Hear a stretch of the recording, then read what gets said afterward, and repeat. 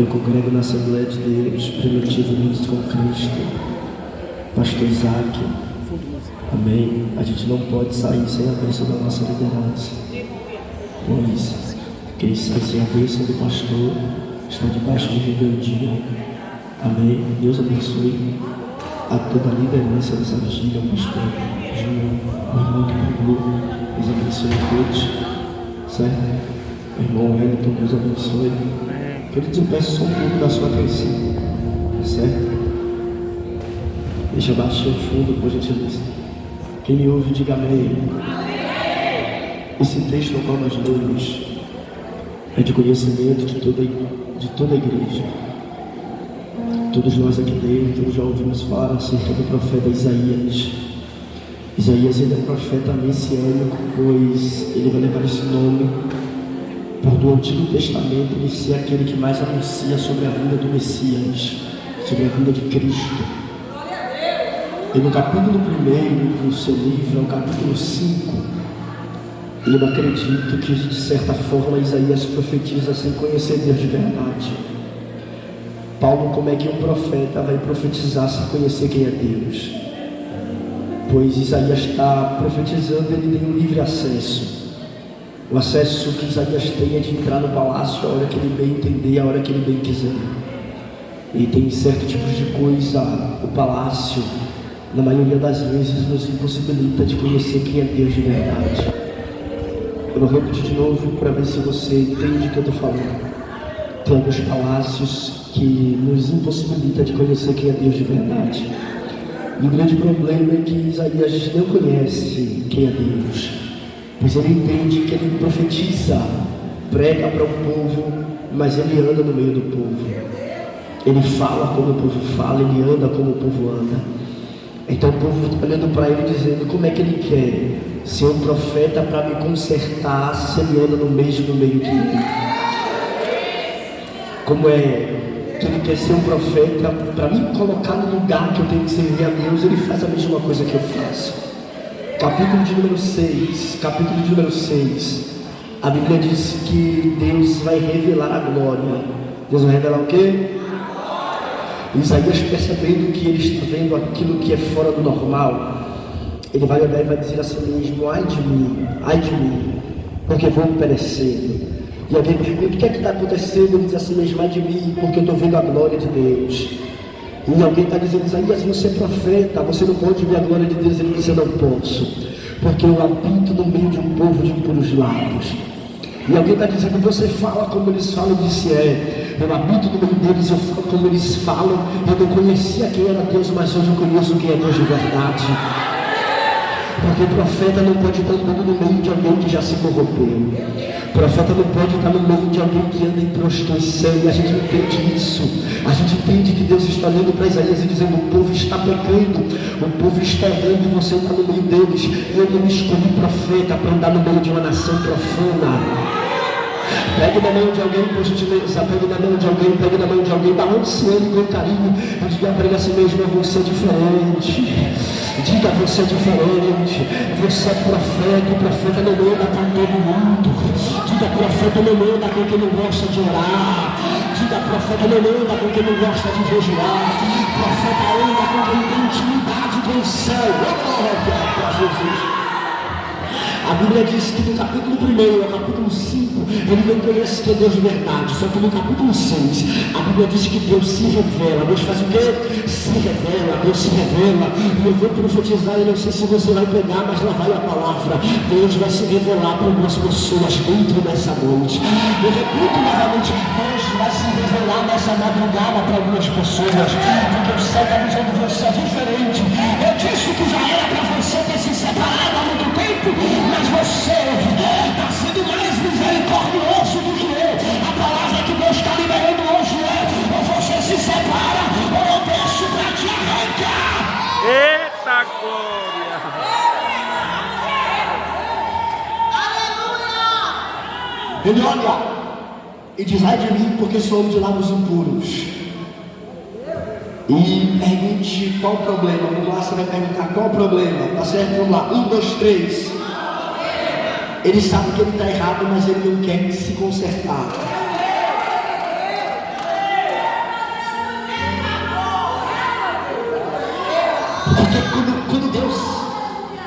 pular agora, você vai arrebentar agora, mas depois, se Deus quiser, a gente vai.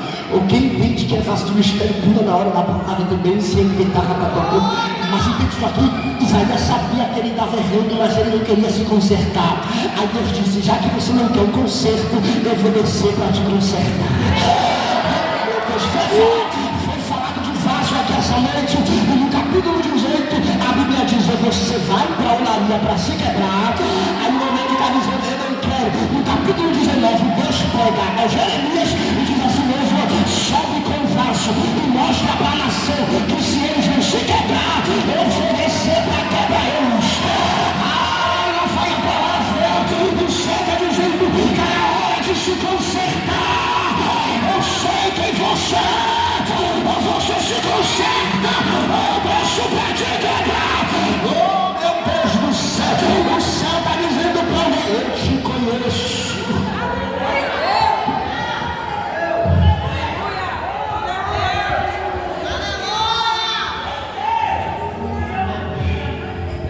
Ele se revela. Ele diz assim mesmo: ai de mim, porque sou de lábios impuros. E eu estava habitando no meio de um povo de impuros lábios. E Deus diz assim mesmo: Isaías, eu estou me revelando para mudar a tua história.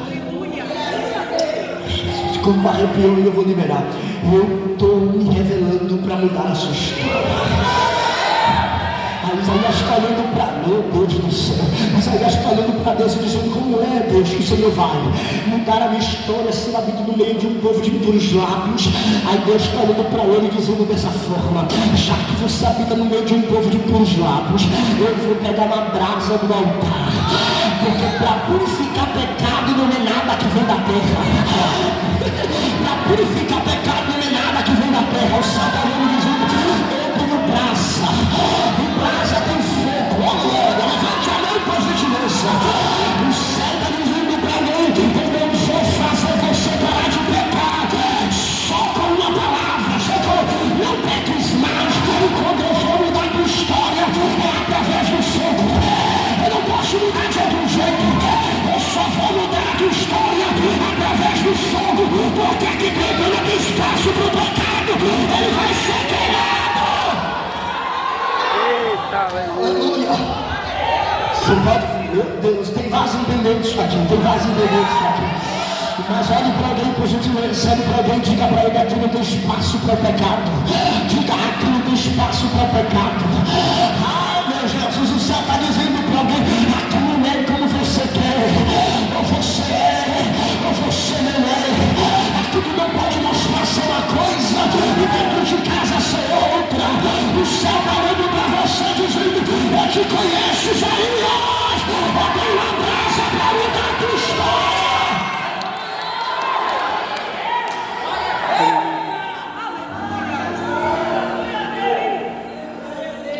Tem vaso falando línguas estranhas. Não se preocupe que o violão não vai tocar agora.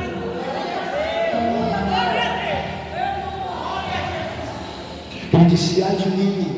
E Deus olha para ele e diz assim: vamos dar a tua história. Ele pega uma brasa do altar e coloca sobre os lábios de Isaías. E uma certa feita, Jesus está com seus discípulos. E de uma certa forma alguém vai olhar para Jesus e vai dizer assim mesmo: como é que pode? Na hora de se alimentar, nossa mãe ensina: lave as mãos, para não tocar no alimento com as mãos sujas. Aí alguém está olhando para os discípulos e está dizendo assim mesmo: ó, Jesus, eles estão com as mãos sujas e estão tocando no alimento. Jesus olha para eles e diz assim mesmo: o que contamina não é o que entra, mas o que contamina é o que sai. E meu Deus, eu peço, intercede por mim, porque lá vai a palavra.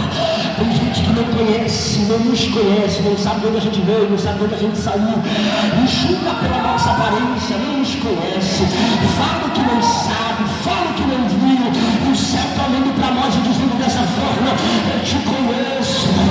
Enquanto tem alguém levantando aquilo que você não é, eu desço para mostrar.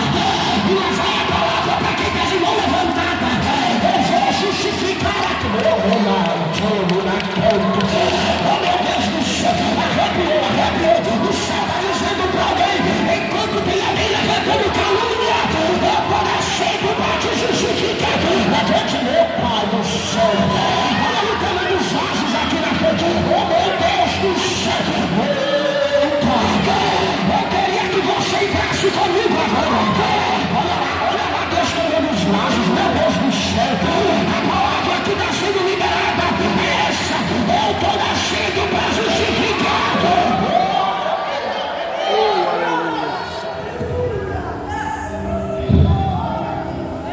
arrepiado, não perca.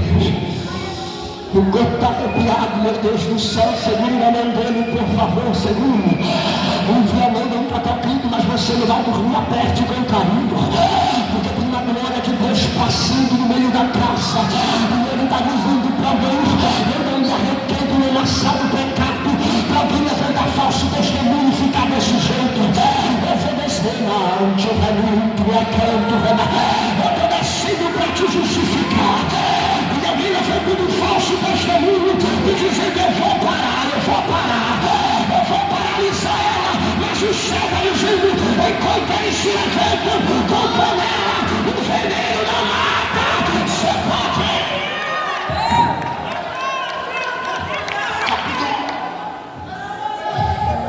Capítulo 6. Capítulo 6 Deus se revela.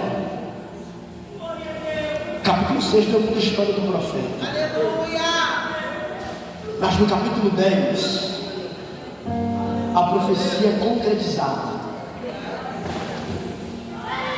Quando alguém não quer ouvir pela boca do profeta, vai ter que mudar pelo levante dos inimigos.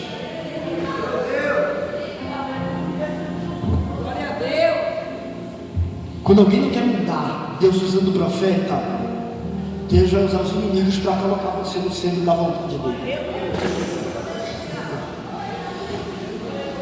E sabe como é que Deus faz você entrar no centro da vontade dele usando seus inimigos?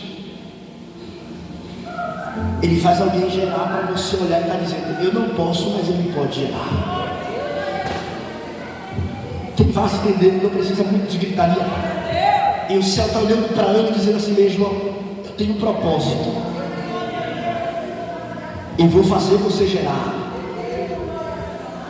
Mas primeiro eu estou fazendo Penina gerar para você entender que você não vai gerar sem um propósito comigo.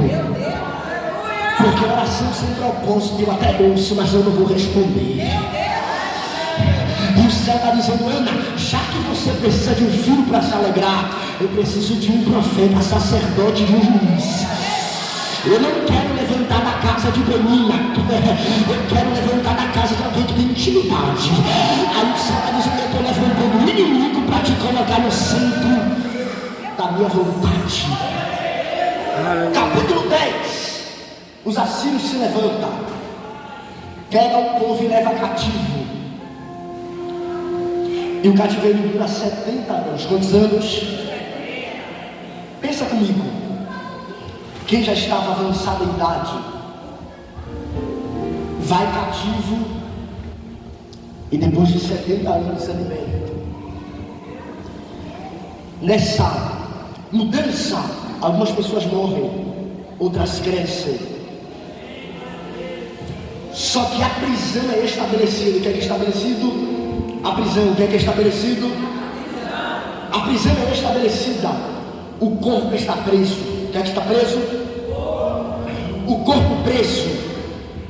E o jugo nos ombros não deixa mais a nação olhar para cima, que é de onde vem o socorro. Os inimigos entendiam: se a nação de Israel olhar para o alto, Deus desce para socorrer. Então o que é que a gente faz? Prende o corpo e coloca jugo de boi nos ombros, para eles não ter como olhar para o céu, que é de onde vem socorro. Mas o povo está em cativeiro, mas está debaixo de promessa. Eu vou repetir: o povo está em cativeiro, mas está debaixo de promessa. E a promessa é naquele dia, domingo às 4h40 da manhã, o jugo será despedaçado por causa da unção que já está na vigília. Levante a mão com gentileza. Eu já liberei a profecia agora. O céu está dizendo para alguém: o jugo já está sendo despedaçado. A maldição dessa, olha lá, Jesus. Olha bem baixo de pé, meu Deus do céu. Ele está tomando os vasos de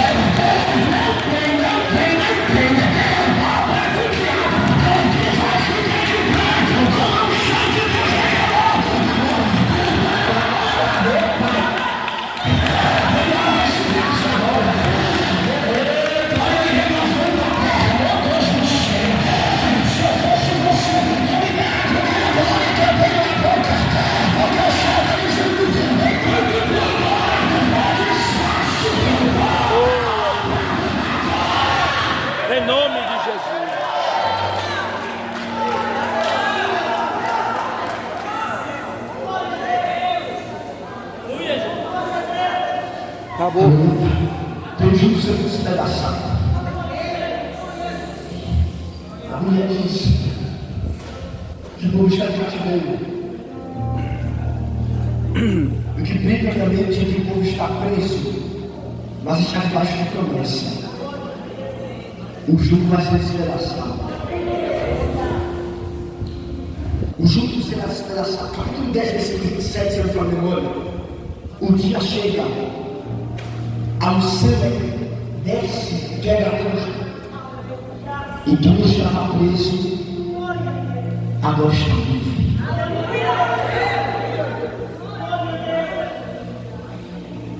Quem estava preso sob cativeiro, agora pode voltar para sua terra e viver livre.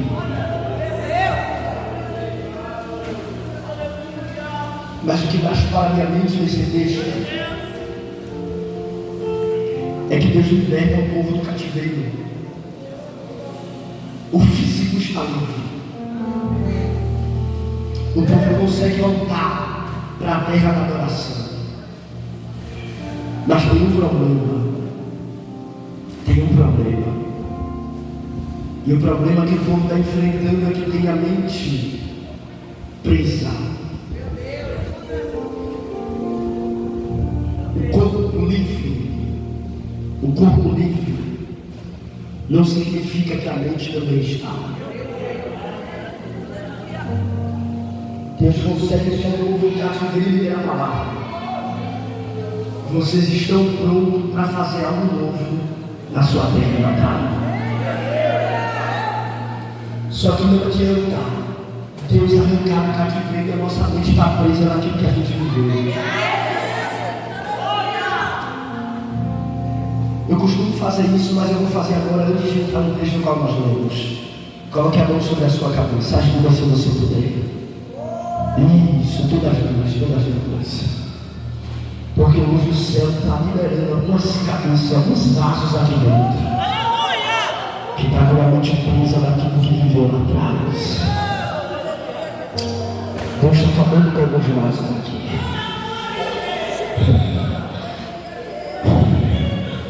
Ele está falando com alguns vasos aqui. Eu queria poder ir até você, mas você está dizendo: a tua mão está arrancando agora. Todo cativeiro que te atormentava de dia. O barulho de você escolhas na casa, ele está dizendo para mim: eu vou te renovar como nunca antes agora. O meu barulho da pergunta que te faz me voltar. O meu barulho do violão que te faz me voltar é a minha presença. A presença apenas está sobre a casa agora. Eita, Jesus, ele está renovando alguns braços agora.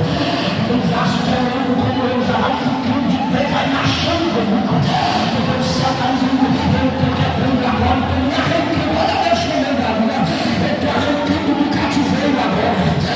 Você não vai sofrer como ele da cabeça do carroceiro. Você não vai sofrer, Pai. Que é isso, Jesus? Você não vai pedir a morte. Quando deitar para o ruim, o céu está dizendo: eu estou te arrancando do cativeiro agora. Você vai viver algo novo. Olha ele tocando agora. Ele entra no íntimo para te arrancar do cativeiro. Ele entra no íntimo para te livrar. Oh meu Deus do céu, ele está quebrando toda a prisão agora.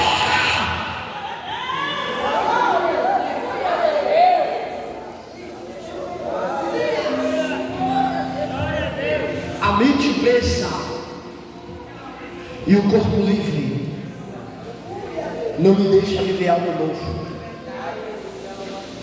E o que mais para minha mente é que no capítulo 10 Deus livra, Deus arranca o povo do cativeiro. E no capítulo 43 Isaías volta a falar.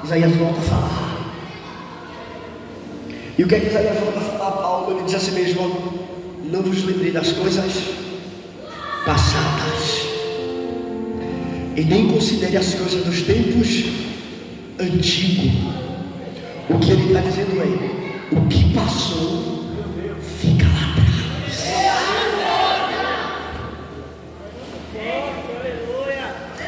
E sabe o que é que o diabo mais faz? Ele coloca medo em nós, para nós não conseguir alcançar aquilo que Deus já determinou. A primeira vez que eu preguei um texto referente aos talentos, eu bati tanto no menino que só pegou um talento, porque ele enterra. Mas por que ele enterra? Porque o Senhor vai aprender a dizer assim mesmo, ó. Ele chama 3 servos, quantos servos? E diz assim mesmo, de acordo com a capacidade de vocês, eu vou confiar o que eu não confio a ninguém. Ele pega 5 talentos e coloca na mão de um. Pega 2 talentos e coloca na mão do outro. Pega 1 talento e entrega na mão do outro. Diz assim mesmo, de acordo com a capacidade de vocês, eu vou entregar. Só que o diabo entra em cena. E o diabo gosta de trabalhar com quantidade. Com o quê? E o diabo olha para o menino e diz assim mesmo, se o Senhor só te deu 1, é porque Ele não confia em você com muito mais. Aí ele diz assim mesmo, por eu só receber 1, eu vou enterrar. Mas o medo está tomando conta do menino e Deus está dizendo, eu sei a sua capacidade de ir muito mais além daquilo que você imagina. Só que o medo do diabo está tomando conta de você. E você não consegue enxergar o que Deus já determinou por causa do medo. Só que todo medo está batendo retirada. Eu sei, eu vou falar isso aqui porque eu não tenho medo de perder a vida. O céu está olhando dizendo para nós, se o violão estivesse tocando, você estava pulando na chuva. Só que o céu está dizendo, eu não quero que você pule agora, mas é que você entenda que o medo está batendo retirada. E você vai viver algo novo da parte de Deus, vai viver um tempo novo na sua história. Olha para cá que eu já termino para encerrar. A Bíblia diz que Deus levanta Isaías para profetizar novamente. E a profecia é essa: não vos lembrei das coisas passadas e não considerei as coisas dos tempos. E ele faz uma promessa: eis que eu faço uma coisa nova. Sua irmã levantou a mão, a outra também. Eis que eu faço uma coisa nova.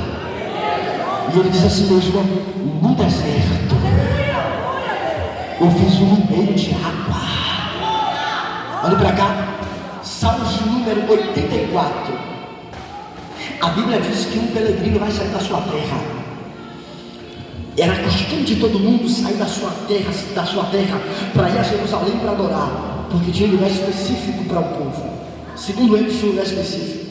Só que Jesus ele quebra quando a mulher samaritana vai dizer, os judeus dizem que é um lugar, e os israelitas dizem que é em outro. Jesus disse mesmo, não tem lugar, onde tem 2 ou 3 reunidos no meu nome, ali pode fazer o culto que eu estou presente.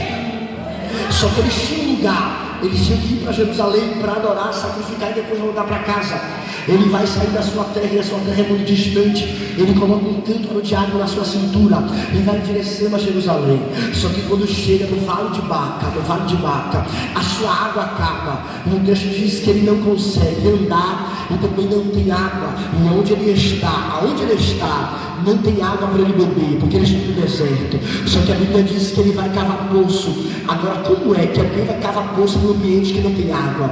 Como é que alguém está cavando poço num ambiente que não vai fazer a água brotar? O homem está dizendo, o peregrino está dizendo, não existe água. Só que ele diz mais, eu faço um ribeiro de água para você não morrer no deserto. Mas no seu erro, que significa no seu deserto, na sua solidão, eu desci para cá do teu lado. Eu não sei se você entende mais. O deserto Deus prove água. E na sua solidão, quando todo mundo te abandonou, ele desceu para estar do teu lado. Eu vou te pedir uma coisa muito normal. Você vai ficar de pé comigo e vai escolher alguém mais lindo que está do teu lado e vai ficar de frente para ele. Vamos lá? Fique de pé e escolha alguém, rapidinho. Eu já encerro agora. Fique de pé e escolha alguém. Rápido. Eu já encerro agora, de verdade. Escolha alguém. Isso. Segura a mão dele, segura a mão dela, a gente vai orar rapidinho. Segura. Pega agora. Júlio, pega a bateca, Júlio. Vou pegar você. Vamos lá. Pega o palito pra mim. Vamos orar. Você quer o Vamos meu orar. palito? É, o palito. Coloque esse vaso de pé, coloque esse vaso de pé. Eu vou ter uma mão de Deus para a vida de alguns crentes. Glória a Jesus. Eu não pego para você pular nem para você voltar, mas é para você entender o que Deus está falando. Você vai viver um tempo novo. Pega esse palito pra mim. Isso. É, pode ser. Olhe por ele aí, olhe por ela. Aleluia.